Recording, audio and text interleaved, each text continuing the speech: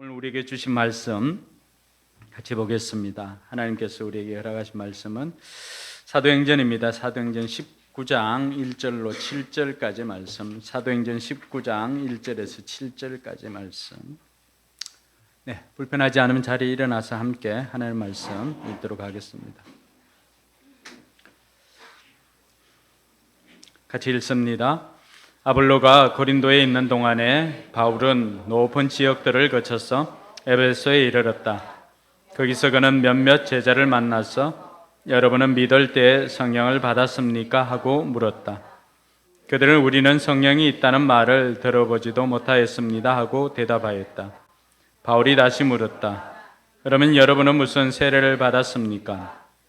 그들이 요한의 세례를 받았습니다 하고 대답하니 바울이 말하였다. 요한은 백성들에게 자기 뒤에 오시는 이 곧 예수를 믿으라고 말하면서 회개의 세례를 주었습니다. 이 말을 듣고 그들은 주 예수의 이름으로 세례를 받았다. 그리고 바울이 그들에게 손을 얹으니 성령이 그들에게 내리셨다. 그래서 그들은 방언으로 말하고 예언을 했는데 모두 12사람쯤 되었다. 아멘. 네, 앞뒤 좌우로 5명씩 이렇게 축복해 줍니다. 하늘 복 많이 받으세요.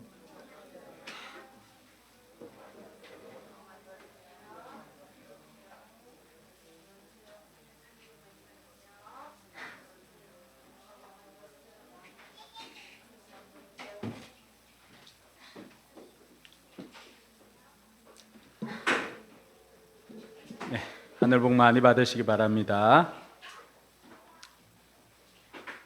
제가 2004년도로 기억하고 있는데 예전에 온누리교회 하용조 목사님 살아계셨을 때 제가 대구에 있을 때였는데 온누리교회에 세미나에 참석한 적이 있습니다.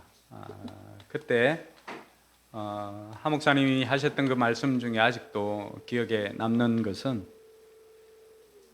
그 이전까지 교회가 그때 당시도 1:1 양육이나 큐티나 이런 것이 굉장히 활성화되어 있을 때였습니다. 말씀 사역을 열심히 하였음에도 불구하고 교회가 날 것 같으면서도 비상하지 못하는 그런 상황에 있었는데 하 목사님이 그때 몸이 좀 좋지 않고 하셔가지고 안식년을 가지면서 그때 하와이 열방대학에 가서 그 이전에도 많은 것들을 했지만 거기에서 하나님의 음성을 들었던 것을 나누어 주었습니다. 그것은 바로 성령님을 의지하고 목회를 성령 사역으로 하라고 하는 그 음성을 하 목사님이 들었노라고 말씀해 주셨습니다. 그러고는 돌아와서 장로님들께 그런 이야기를 합니다. 내가 이번 안식년 때 제가 들은 음성은 성령 사역으로 돌아가라는 것이었습니다. 하고는 교회가 성령 사역을 그때부터 시작을 하였습니다. 그러니까 이전에도 말씀 사역으로 굉장히 열심을 내고 또 움직임이 있었지만은 성령 사역을 하게 되니까 한쪽 날개는 말씀 사역으로 또 한쪽 날개는 성령 사역으로 해서 드디어 이 온누리 교회가 비상하는 것을 경험했다라고 하는 고백을 하였습니다. 그 이후로 실제로 온누리 교회는 엄청난 부흥을 이루고 또 한국 교회 안에서도 굉장히 많은 일들을 감당하였습니다. 특별히 젊은이들이 그때 많이 모이게 되었습니다. 오늘 우리가 읽었던 이 본문이 어떻게 보면은 우리 교회에게도 주시는 하나님의 음성이라고 생각되어집니다. 그것은 그동안에도 우리가 작지만 열심을 내고 이것도 하고 저것도 하고 늘 성경대로의 원칙을 붙잡고 또 하려고 하였지만은 될 듯 하면서도 확 날아오르지 못하는 큰 부흥을 경험하지 못하는 그러한 단계에 늘 있었습니다. 이것은 공동체뿐만이 아니라 개인의 사역에도 마찬가지일 것입니다. 영적인 변덕이 계속해서 생기고 삶에 능력이 나타나질 않고 신앙이 자라지 않고 늘 답보 상태에 있고, 이러한 것들이 그 원인을, 또 그것을 벗어날 수 있는 것이 바로 우리에게 주시는 하나님의 음성, 바로 믿을 때 성령을 받았느냐라고 하는 것입니다. 성령이 우리에게 임하면 우리가 권능을 받고 예루살렘 온 유대와 사마리아와 땅끝까지 이르러 내 증인이 되리라고 주님께서 우리에게 말씀해 주셨습니다. 많은 부분에 있어서 우리의 삶에 또 공동체에 능력이 나타나질 않고 늘 또 신앙이 답보 상태에 이르고 늘 동일한 문제로 넘어지고 하는 이러한 일들의 원인은 다른 것들도 있지만, 그러나 그 중요한 원인은 바로 우리가 성령을 경험하지 못하였기 때문입니다. 바울이 오늘 3차 전도 여행을 하면서 이제 많은 곳을 다니다가 다시금 이 에베소로 옵니다. 에베소 올 때는 우리가 지난번에 살펴보았던 것처럼 에베소에 있는 성도들이 좀 머물러라고 하니까 뭐라고 했습니까? 하나님의 뜻이면 내가 다시 와서 여러분들을 볼 것입니다 라고 사도행전 18장에서 나누었죠. 그리고는 그 약속대로 에베소에 이 바울이 오게 되었습니다. 그래서 오늘 말씀에도 보니까 1절에 에베소에 이르러서 거기 몇몇 제자들을 만났는데 2절에 뭐라고 말합니까? 여러분은 믿을 때 성령을 받았습니까? 하고 물었다. 근데 그들은 우리는 성령이 있다는 말을 들어보지도 못하였습니다 하고 대답을 하였다. 믿을 때 성령을 받았느냐? 분명히 1절에서는 이들을 누구라고 소개하고 있습니까? 제자들이라고 소개하고 있잖아요. 그런데 제자들인데 성령을 받았느냐? 제자들이라고 한다면 예수님을 믿는 사람들일 것인데 믿는 사람들인데도 성령을 받았느냐 물었다는 것입니다. 바울이 왜 이런 질문을 했을까? 그것은 자신의 사역을 돌아볼 때 예수 믿는다는 것과 예수님을 체험한다는 것, 예수님 믿는다는 것과 예수님을 경험하는 것, 하나님의 영을 경험하는 것은 차이가 있다라고 하는 것을 알았기 때문입니다. 여러분, 바울이 지금 1차, 2차, 3차 선교 여행을 가게 만들었던 게 뭘까요? 바울을 이렇게 하나님의 일들을 감당할 수 있도록 만든 것이 여러분들은 무엇이라고 생각합니까? 바울은 지난날 예수 믿는 사람들을 극도로 싫어했던 사람이었습니다. 싫어할 정도가 아니라 아예 예수 믿는 사람들은 잡아다가 옥에 가두는 일, 또 잡아다가 때리는 일, 심지어는 그들을 외국에까지 가서 데리고 와서 예수 믿는 사람이라고 한다면은 이가 갈렸던 사람이었습니다. 그런데 이 사람이 지금 어떻게 이렇게 예수 믿는 사람이 되었습니까? 그것은 바로 그가 메시아에 대해서 이론적으로는 구약을 알았기 때문에 알았던 사람입니다. 그런데 외국에까지 가서 예수 믿는 사람들을 잡으려고 갔다가 그 다마스커스에서 그 길에서 부활하신 주님을 바울이 만나게 됩니다. 이것이 그에게는 인생의 완전한 터닝 포인트였습니다.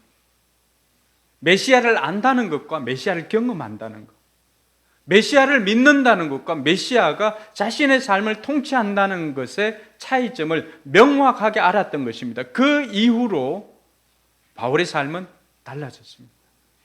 물론 아나니아에 가서 안수를 받고 그 눈이 벗겨지고 하여서 그의 사역이 어떻게 되었습니까?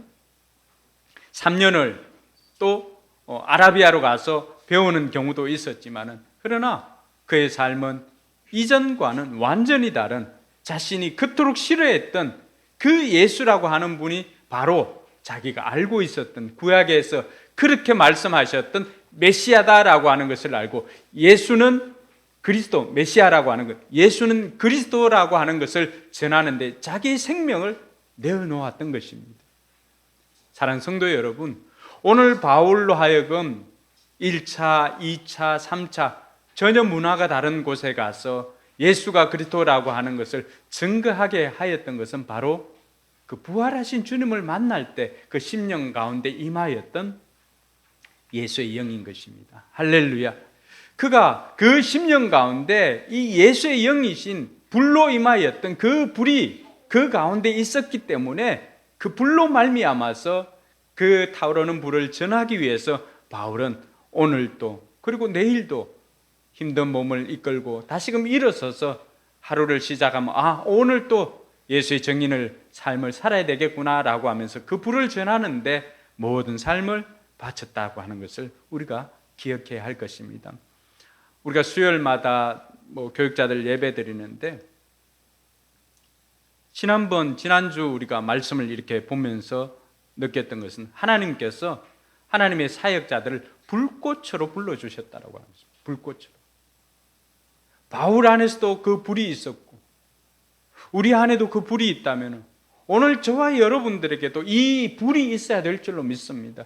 그 불을 오늘 바울은 그들에게 너희가 믿을 때 성령을 받았느냐, 불로 임하시는 성령님, 바람으로 임하시는 성령님. 그래서 성령님에 대해서는 우리가 하나님 또 성자 예수님에 대해서는 성경에서 많이 알려져 있지만 성령 하나님에 대해서는 그렇게 많이 알려져 있지를 않고 우리가 또 많이 알지를 못합니다. 심지어 성경에서도 성령에 대해서는 바람이 이렇게 부는데 어디서 불고 임의로 불고 이렇게 하였지만 어디서 불고 어디로 가는지 우리가 알 수 없기 때문에 다만 뭘로 알 수가 있습니까? 이렇게 바람이 불면 나타나는 현상을 통해 가지고 바람이 부는구나라고 알 수 있다라고 했습니다. 그러므로 성령은 이렇다 우리가 함부로 단정할 수가 없습니다. 왜냐하면은 성령을 경험한 사람들 만나보면 어떤 사람은 불로 임하였습니다. 예전 교회에서 성령 사역할 때 기도하는 중에 권사님에게 이렇게 성령이 임하였습니다. 그런데 그 성령이 얼마나 강력하게 불로 임하였던지 갱년기를 넘어선 권사님이었습니다. 갱년기라고 오해하면 안 되니까. 그러니까 우리 집사람도 가끔 이 호떡 뒤집듯이 이렇게 찬데 골라서 이렇게 뒤집고 이렇게 할 때가 있거든요. 근데 너무나 뜨거우니까 벽에다가 이렇게 몸을 붙이고 몸을 식히는 그런 것도 이야기를 들었습니다. 또 어떤 분은요, 이 머리 정수리부터 이 꼬리뼈까지 정말로 시원한 바람으로 이렇게 여기서부터 이렇게 훑고 지나가는데 그 바람이 너무나 시원하게 느껴지고 이것이 하나님께서 주셨구나라고 하는 것을 본인도 알 정도로 그렇게 합니다. 성령이 임하면 압니다. 경험한 사람은 압니다. 또 어떤 사람은 기도 중에 정말로 불과 바람이 아니라 어떤 사람은 정말 시원하게 임하는 사람들도 있습니다.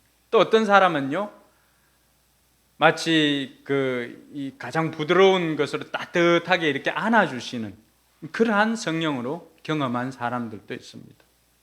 그 종류는 우리가 다 알 수는 없지만은, 그러나 분명한 것은 이 하나님의 성령을 경험한 사람과 경험하지 못한 사람의 삶은 너무나도 차이가 있기 때문입니다. 그래서 저와 여러분들이 오늘 이 말씀을 통해서 우리 가운데도 나도 하나님을, 예수님을 믿는 차원이 아니라 예수님을 경험하는 그런 은혜가 있기를 사모하고, 성령님을 아는 차원이 아니라 성령님을 체험하는 그런 은혜가 있기를 주님의 이름으로 축원합니다. 이렇게 예수님을 믿는 것과 경험하는 것이 다르고 그 불이 있는 사람과 없는 사람의 그 삶이 차이가 있기 때문에 바울이 오늘 그곳에 있는 제자들, 예수 믿는 사람이잖아요. 이들은 대부분 요한이 가르쳐 주었던 그 세례를 알았던 사람입니다. 그러니까 성령에 대해서는 경험을 하지 못했던 거예요. 요한도 거기까지였거든요. 요한도. 그래서 요한이 증거했던 것은 무엇입니까? 내 뒤에 오시는 이는 나는 그분의 신발건데 이렇게 풀고 묶지 못할 정도로 대단한 분이다. 나는 물로 여러분들에게 세례를 주지만 내 뒤에 오는 분은 뭘로 세례를 줍니까? 불로 세례를 준다 그랬어요. 그 불은 오늘 세례 요한이 주었던 그 세례는 회개의 세례입니다. 근데 예수님께서 오셔서 우리에게 주시는 세례는 은혜의 세례입니다. 회개 이후에 임하는 은혜, 그것은 예수님만이 우리에게 주실 수 있는 것입니다. 근데 그들에게는 그것이 없었던 것입니다. 성령을 경험했느냐 했을 때 우리는 성령이 있는지조차도 모릅니다. 그럼 너희들이 세례를 받았느냐라고 하였을 때 우리는 요한의 세례밖에 알지 못합니다라고 이야기를 합니다. 그러니까 바울이 그런 이야기를 합니다. 요한의 세례는 백성들에게 자기 뒤에 오시는 이 곧 예수를 믿으라고 말하면서 회개의 세례를 주었습니다. 그러고 난 다음에 바울은 그들에게 예수 그리스도 이름으로 세례를 줄 뿐만이 아니라 그들에게 안수할 때 그들에게 성령이 임하였던 것입니다. 할렐루야. 이들이 성령에 대해서 알지 못했던 것은 배우지 못했기 때문입니다. 오늘 저와 여러분들이 다시금 이 말씀 앞에 서는 것은 우리가 모르면 배워야 됩니다. 성령에 대해서도 마찬가지입니다. 내가 경험한 것을 가지고 모든 것을 다 이야기할 수는 없습니다. 그러므로 우리가 성경이 기록되어진 것들을 통하여서 검증을 하되 우리는 배워야 합니다. 배운 것이 거기까지다 보니까 이들은 요한의 세례밖에 알지 못하고 성령에 대해서 알지 못합니다. 그러니까 오시게 되는 메시아 거기까지만 알았던 거죠. 지난번에 우리가 아볼로를 살펴봤지 않습니까? 아볼로도 어땠습니까? 아볼로도 딱 여기까지밖에 몰랐던 거죠. 그러니까 부활하신 예수님에 대해서 들었던 바울을 통하여서 브리스길라와 아굴라는 부활하신 예수님에 대해서 들을 수가 있었고요, 성령님에 대해서 알 수가 있었기 때문에 이 브리스길라와 아굴라가 아볼로를 따로 불러다가 그 부활하신 예수님에 대해서 가르쳐 주니까 아볼로가 어떻게 했습니까? 이제는 고린도로 가야 되겠다. 그래서 성도들이 추천해 주니까 고린도로 가서 그곳에서 말씀을 능력 있게 전한 것 아니겠습니까? 오늘 아볼로가 배웠던 것처럼, 오늘 에베소에 있는 성도들이 배웠던 것처럼 저와 여러분들도 말씀을 통하여서 배울 수 있는 저와 여러분들이 되길 주님의 이름으로 축원합니다. 우리가 배우기를 멈추어서는 안 됩니다. 여러분, 삶 공부를 한 번 했다고 그치는 것이 아니라 지속적으로 내 삶을 통해서 예수 그리스도의 생명의 삶이 나타나지 않는다면 또 들어야 되는 것입니다. 내 가치관이 계속해서 세상적인 가치관을 따라가고 성경적인 가치관이 사라지고 어느덧 나도 하나님이 내 모든 것의 주인이 아니라 돈이 내 삶의 주인으로 자리 잡고 있는 영역이 있다면 새로운 삶을 통하여서 가치관을 재확립을 해야 합니다. 삶 공부를 배워야 하는 이유가 여기 있습니다. 왜냐하면 우리가 배운 것을 삶 가운데 실천하기 위해서는 그 배운 것이 내 삶에 온전히 체득화되어야 되는데 흡수율이 다릅니다. 한 번 하면은, 저도 성경을 설교를 준비할 때 한 번 이렇게 읽고 나와서 하는 게 아니거든요. 수십 번을 그런 것처럼 삶 공부도 우리 삶에서 체득화되어서 나타날 때, 그래서 여러분 생명의 삶도 한 번 들었을 때, 예전에 들었던 것과 다시 한 번 들을 때 여러분들이 느끼는 감동이 다릅니다. 성경을 처음 읽을 때 하고 또 두 번, 세 번 거듭해서 읽다 보면은 그 느낌이 다릅니다. 어제도 집에서 오늘 점심 이렇게 준비한다고 집사람한테 메뉴를 물어보니까 김치찌개를 하는 거예요. 참치 김치찌개. 근데 어느 정도 됐는데도 끄지를 않는 거예요. 왜 그런가 하니까 이게 한 번 끓였을 때 끄는가 하고, 끓고 난 다음에 계속해서 이게 우려낼 정도까지는 아니어도 계속해서 끓여내면 그 깊은 맛이 배어져 나오는 거죠.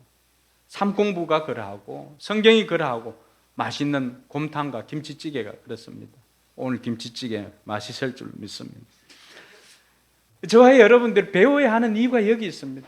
그들은 요한의 세례밖에 알지 못했기 때문에 하나님의 능력이나 하나님의 영에 대해서는, 성령에 대해서는 무지했던 사람들입니다. 그러니까 바울이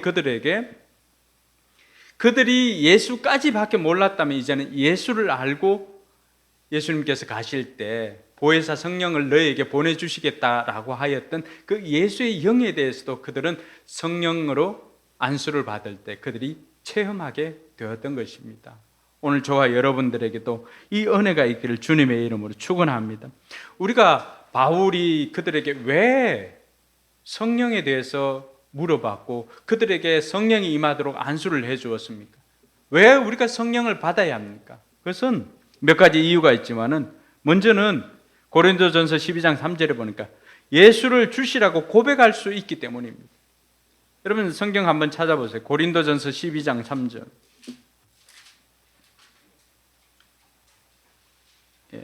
제가 읽어드리겠습니다. 그러므로 나는 여러분에게 알려드립니다. 하나님의 영으로 말하는 사람은 아무도 예수는 저주를 받아라 하고 말할 수 없고, 또 성령을 힘입지 않고서는 아무도 예수는 주님이시다 하고 말할 수 없습니다. 여러분들에게 성령이 임하였다는 증거는 바로 여러분들이 예수는 주님이시다 고백하고 있기 때문입니다. 한번 해볼까요? 예수는 주님이시다. 예. 아무나 할 수 있는 게 아니에요. 성령이 임하지 않고서는, 성령이 내 안에 계시지 않고서는 예수는 주님이시다 고백할 수 없다라고 성경이 말하고 있는 것입니다. 저와 여러분들이 물로서 세례를 받았지만은 우리에게는, 우리가 물로 세례를 받을 때 하나님의 영이신, 예수의 영이신 성령님께서 우리 안에 거하는 줄 믿으시기 바랍니다. 그것을 우리는 성령 세례라고 표현을 합니다. 그런데 성령 세례와 성령 충만의 다른 것은 무엇인가라고 한다면은, 성령 세례는 하나님의 영은 우리가 세례를 받을 때 예수를 구주로 고백하고, 성령으로 예수님을 물로 세례를 받을 때 하나님의 영이신 성령님도 우리 안에 거합니다. 이걸 성령 세례라고 해요. 이건 한 번 받으면 돼요. 그렇게 해서 하나님의 영이 임한 사람은 계속적으로 성령 충만을 받아야 되는데, 이것은 마치 우리가 차를 운전해 갈 때 가스 게이지나 아니면은 주유 게이지가 빨간불이 깜빡깜빡 들어오지 않습니까? 그건 뭐예요? 기름이 떨어졌다는 거예요. 가스가 떨어졌으니까 충전을 하든지 기름을 다시금 주유를 하라고 하는 사인입니다. 차가 한 번 나와서 한 번 움직일 때 그 엔진이 만들어졌고, 그리고 그 기름이나 가스로 한 번 움직이는 것이 단일하게 성령 세례라고 한다면은, 떨어지면 계속해서 충전받아야 되는 것은, 그것이 바로 주유소에 가서도 또 가스 충전소에 가서 받아야 되는 것처럼 우리에게도 이런 성령 충만이 필요하다라고 하는 것입니다. 그래서 그 성령 충만을 위해 가지고는 에베소 5장 18절에 보면은 성령의 충만함을 받으십시오라고 했을 때, 그 성령의 충만은 바로 현재형입니다. 매일매일 받아야 한다는 것입니다. 매일매일. 그래서 예수님을 주님이시라고 고백할 수가 있기 때문에 우리가 성령을 받아야 하는 것입니다. 뿐만 아니라 우리가 성령이 아니고서는 하나님이 어떤 분인지를 알지를 못합니다. 말씀해 보면은 에베소 1장 17절, 에베소서 1장 17절 한번 찾아보시기 바랍니다. 에베소서 1장 17절.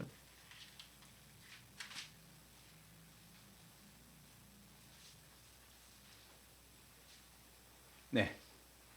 새 번역이 있는 분들은 새 번역을 읽고, 없는 분들은 개역 개정으로 그냥 읽으시면 됩니다. 네, 같이 읽습니다. 우리 주 예수 그리스도의 하나님 영광의 아버지께서 지혜와 계시의 영을 너에게 주사 하나님을 알게 하시고, 지혜와 계시의 영을 우리에게 주었기 때문에, 성령을 우리에게 주었기 때문에 우리가 하나님을 알 수 있는 거예요. 지혜와 계시의 영이 우리에게 임하니까 우리가 하나님에 대해서 알 수가 있습니다. 고린도전서 2장 11절을 한번 찾아보실래요? 고린도전서 2장 11절. 고린도전서 2장 11절. 같이 한번 읽겠습니다. 사람 속에 있는 그 사람의 영이 아니고서야 누가 그 사람의 생각을 알 수 있겠습니까? 이와 같이 하나님의 영이 아니고서는 아무도 하나님의 생각을 깨닫지 못합니다. 그럼 우리가 하나님의 뜻을 알고 싶고 그 뜻 가운데 행하고 싶은 마음들은 신자라고 하면 다 가지고 있습니다. 근데 사람도 그 사람 속에 있는 생각이, 그 사람 속에 있는 사람의 영이 아니고서는 그 사람의 생각을 알 수가 없는 것처럼, 하나님의 생각도 하나님의 영이 아니고서는 알 수가 없는 거예요. 우리가 하나님의 뜻을 알기 위해서 성령이 우리 가운데 거하지 않으면 우리는 하나님의 뜻을 알 수가 없습니다. 그러므로 저와 여러분들이 성령을 받아야 되는 이유가 여기에 있는 것입니다. 우리가 모두가 하나님의 뜻을 알고 행하기를 소원하는 저와 여러분들에게 오늘 이 성령 충만함이 있기를 주님의 이름으로 축원합니다. 그리고 우리가 성령을 받아야 하는 이유는 한계를 뛰어넘을 수가 있기 때문에 그렇습니다. 저와 여러분들이 가지고 있는 것은 우리 힘이나 우리의 재력이나 우리가 가지고 있는 것들은 다 한계가 있습니다. 그런데 하나님의 영이 임하게 되면 우리의 한계를 뛰어넘어서 할 수가 있습니다. 그래서 스가랴 4장 6절은 뭐라고 말합니까? 이는 힘으로도 아니요 능으로도 아니요 하나님의 영으로 되느니라. 하나님의 신으로 되느니라. 힘도 우리가 가지고 있는 힘으로도 안 되는 일이 있습니다. 우리가 가지고 있는 능력으로도 안 되는 일이 있습니다. 그것을 아는 것이 메타인지인 거죠.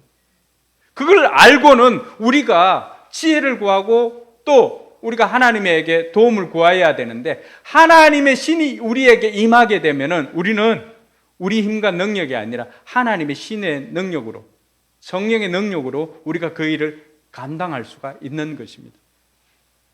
지금 여러분 앞에 놓여 있는 문제가 큰 태산과도 같은 문제입니까? 그러니까 그 다음에 이어지는 말씀이 무엇입니까? 스가랴 4장 7절에 보면은 큰 산아 네가 무엇이냐? 스룹바벨 앞에서 평지가 되리라 라고 말씀해 주십니다. 성전을 건축해야 되는데 스룹바벨이 거기에 대표자로 와 있지 않습니까? 제사장 여호수아도 있고. 그러니까 이들이 예루살렘으로 돌아왔지만 성전을 건축하려고 하는데 이들에게 힘이 다 하는 거예요. 가지고 있는 것은 뻔하고, 터만 닦아놓고 15년을 지나고는 다시금 학개와 스가랴 선지자를 통하여서 다시금 성전을 건축할 마음을 얻었어요. 그렇게 하려고 하니까 보니까 문제가 한두 가지가 아니에요. 그러니까 스룹바벨이 이렇게 보니까 스룹바벨 생각에도 지금 성전을 건축하고 또 이스라엘 백성들의 마음을 하나로 묶고 하는 것, 그것이 그에게는 큰 산과도 같은 문제였습니다.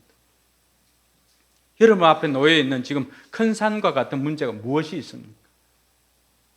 그것을 여러분 힘과 여러분 능으로 해결하려고 했을 때는 해결이 안 되더라고 하는 거죠. 스룹바벨도 그 문제가 해결이 안 되었기 때문에 하나님 앞에 구하였던 거죠. 그랬을 때 힘으로도 능으로도 아니 되는 일이 여호와의 신으로, 여호와의 영으로 말미암아 되느니라. 큰 산아 무엇이냐? 네가 무엇이냐? 스룹바벨 앞에서 평지가 되리라. 할렐루야. 오늘 하나님의 영이 우리에게 임하면 우리 앞에 놓여 있는 문제도 우리가 큰 산을 넘는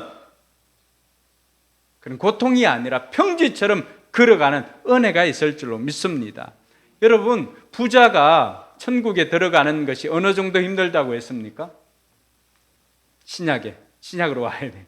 낙타가 바늘길을 통과하는 것보다 부자가 천국에 들어가는 것이 더 힘들다고 했습니다. 그러니까 제자들이 답답한 거예요. 아니, 주인님, 그러면은 누가 천국에 들어갈 수가 있습니까? 누가 천국에? 그럴 때 예수님께서 제자들에게 무슨 말씀을 해 주었습니까? 혹시 기억하십니까?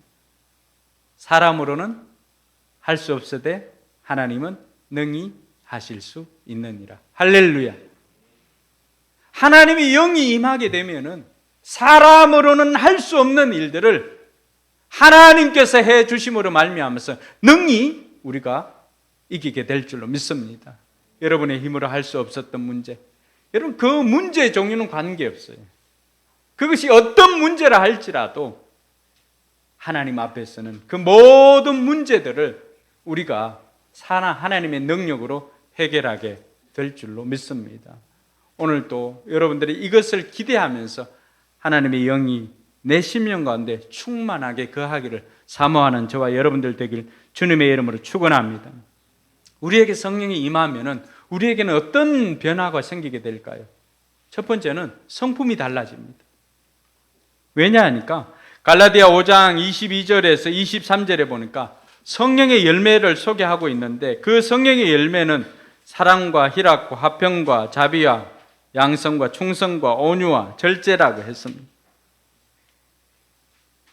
사랑과 또 희락과 화평과 오래 참음과 자비와 양성과 충성과 온유와 절제, 이것은 마치 오미자처럼, 오미자가 한 그 과일에 5개 맛이 나는 거잖아요.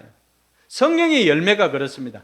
각각이 사랑의 맛을 내는 것 따로, 또 기쁨의 맛을 내는 것 따로 아닙니다. 성령의 열매는 오미자처럼 이 9가지 열매가, 9가지 성품이 내 심령 가운데 새겨지게 되는 것입니다.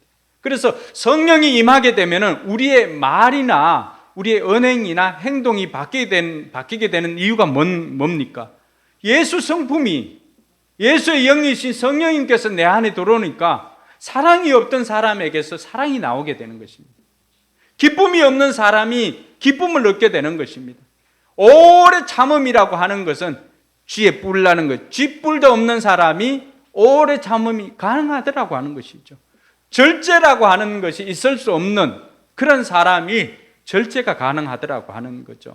오늘 음식 앞에서 절제가 안 되는 분들, 또 게임 앞에서 절제가 안 되는 우리 청소년들, 여러분들이 오늘 성령을 사모해야 되는 이유가 여기 있습니다. 성령이 임하게 되면은 여러분의 성품으로는, 여러분의 캐릭터로는 할 수 없었던 것들이 예수의 영이신 그분께서 참게 해줍니다. 기쁨이 넘치게 해줍니다. 사랑이 있게 해줍니다. 그리고 성질을 내던 이 성질 충만한 사람이 온유 충만이 됩니다. 온유한 사람으로 바뀌게 됩니다.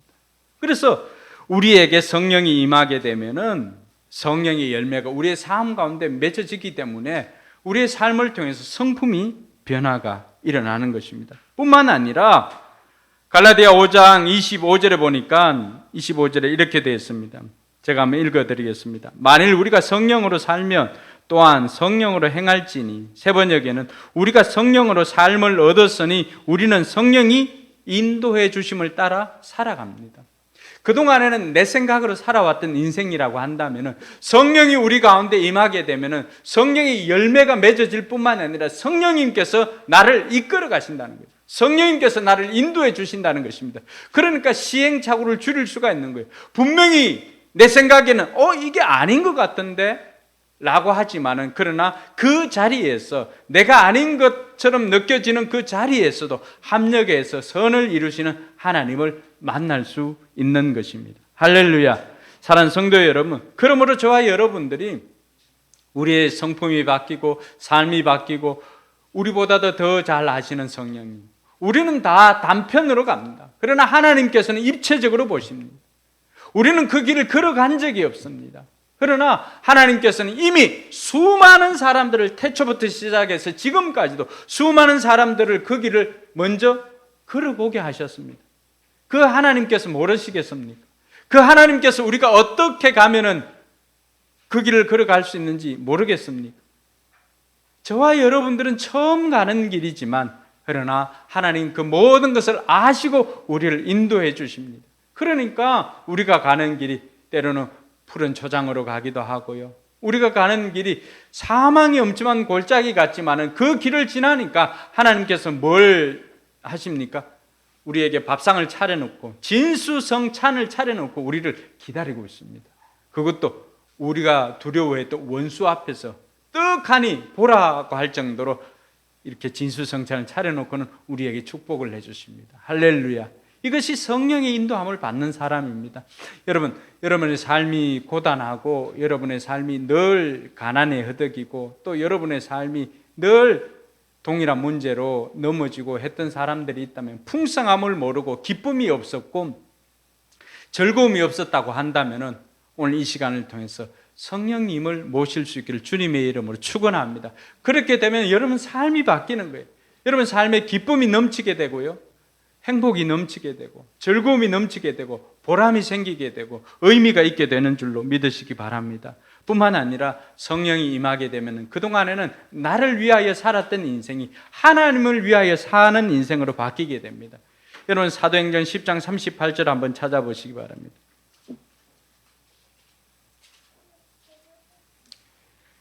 누가복음 4장에 말씀했던 말씀인데 사도행전 10장 38절 같이 한번 찾아서 읽습니다. 시작. 하나님께서 나사렛 예수에게 성령과 능력을 부어주셨습니다. 이 예수는 두루다니면서 선한 일을 행하시고 마귀에게 억눌린 사람들을 모두 고쳐주셨습니다. 그것은 하나님께서 그와 함께 계셨기 때문입니다. 아멘. 여러분, 이 하나님께서 나사렛 예수님께 성령을 부어주시자 어떤 일이 생겼습니까? 성령과 능력을 기름 붓듯 하시니까 계속해서 흘러 넘치도록 하시는 거죠. 그러니까 어떤 삶이 나타난 겁니까? 두루다니면서 선한 일을 행하시고 마귀에게 눌린 자를 고치시고 하나님께서 행하신 일들을 예수님을 통하여서 그 일들을 행하게 하셨던 것입니다. 가난한 사람들에게 복음을 전하는 일도 성령이 우리에게 임하면 우리가 그 능력으로 할 수 있는 줄 믿으시기 바랍니다. 사랑하는 성도 여러분, 예수님에게 이 성령의 능력이 임하게 되니까 가난한 자에게 복음을 전하고 또 포로된 자에게 자유를 선포하고 눈먼 자를 다시 보게 하고 눌린 자를 자유롭게 하고 주의 은혜의 예를 선포할 수가 있었던 것입니다. 오늘 저와 여러분들에게도 성령이 임하게 되면 우리 또한 이 사역들을 감당할 줄 믿으시기 바랍니다. 그래서 여러분 성령이 임하면 여러분들도 가서 귀신을 쫓아낼 수 있습니다. 예수 그리스도 이름으로 더러운 귀신아 떠나가라고 하면 떠나가는 거예요. 예수 그리스도 이름에 능력이 있기 때문에 그렇습니다. 눌린 자가 있으면 그를 위해서 기도해 주면은 눌린 자가 자유케 되는 것입니다. 가난한 자가 있으면은 그에게 기도해 주면은 그에게 기쁜 소식이 임하게 될 줄로 믿으시기 바랍니다. 이것이 바로 성령이 임하게 되면은 우리의 삶에 일어나는 변화입니다. 그러면은 우리가 결론적으로 그럼 어떻게 하면 성령 받을 수가 있습니까? 첫 번째는 회개하고 죄사함을 받아야 합니다. 베드로에게 성령이 임하였을 때 성도들에게 가서 복음을 전하였을 때 그들이 예수님을 영접하고 3,000명, 5,000명이 회개하는 역사가 있었습니다.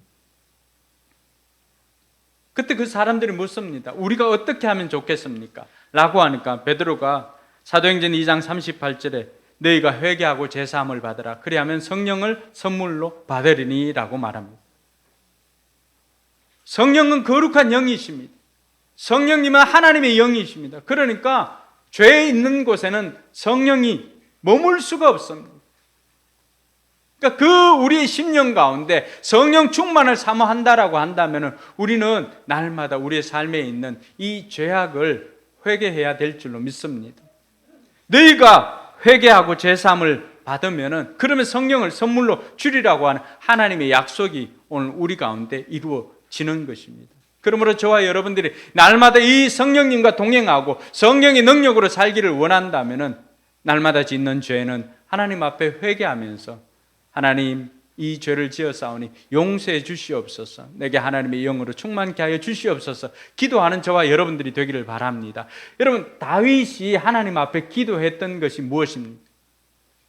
다윗이 하나님 앞에 범죄하였을 때 구약에는 하나님의 영이 그 사람 심령 가운데 계속해서 내주 머물지를 않았습니다.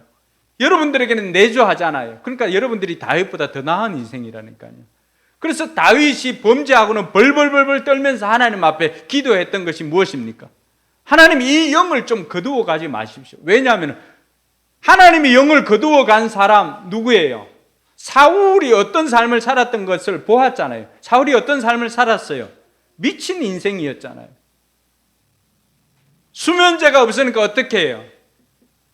다윗이 수금을 타면서 그 자장가 음악을 들려주지 않으면 잘 수가 없었고 다윗이 그곳에 들어가서 기도해 주지 않으면 잘 수가 없을 정도로 미친 인생이죠. 불면증에 시달리고 또 다윗을 죽이려고 창을 던지고 분별이 없는 거예요. 분별이. 뜰기나무를 썼던 김성학 집사님 간증하는 내용 중에 사우디아라비아 그 왕자 주치의로 있었을 때입니다. 그곳에 있는 모든 사람이 이슬람 교도들이었어요. 그 김성학 집사님이 이 주치의를 맡았던 그 왕자가 불면증에 시달렸던 거예요. 주치의가 될 수 있었던 건 이 암내 나는 것을 침으로 고쳐주었기 때문에 주치의가 될 수가 있었고요. 그런데 결정적인 거는 불면증이 있는 거예요. 이 사람이. 그러니까 잠을 이루지를 못하는 거예요. 마치 다윗과 사울과도 같은 거예요. 그 들어가서 김 집사님 그곳에서 그분을 위해서 기도를 해줍니다. 언제 잤는지 모를 정도로 깊은 잠에 빠져가지고 그 다음날 멀쩡하게 일어나는 거예요. 이런 일들을 수도 없이 경험했음을 간증을 통해서 들을 수가 있었습니다. 여러분, 저와 여러분들의 삶에도 이런 능력이 나타나야 하는 것입니다. 불면증에 시달렸던 그 사람, 하나님의 영이 떠난 그 인생들이 평안함을 얻을 수 있는 것은 하나님의 영이 있는 여러분들이 가서 기도해 줄 때 그 능력이 나타나게 되는 것입니다. 할렐루야. 그러니까 다윗이 범죄하고는 주여 내게서 성령을 거두어 가지 마십시오. 그렇게 간구했던 것입니다. 하나님의 영이 있는 사람과 없는 사람이 어떤 인생을 살게 된다라고 하는 것을 너무나 잘 알았기 때문에 다윗은 끊임없이 하나님의 영이 자기에게 임하기를 기도하였던 것입니다. 오늘 저와 여러분들도 회개하고 제사함을 받으면 성령을 선물로 주리라고 하는 이 말씀을 듣고 날마다 회개하면서 하나님의 영과 함께 동행하는 저와 여러분들이 되길 주님의 이름으로 축원합니다. 두 번째는 사모하는 마음이 있어야 됩니다.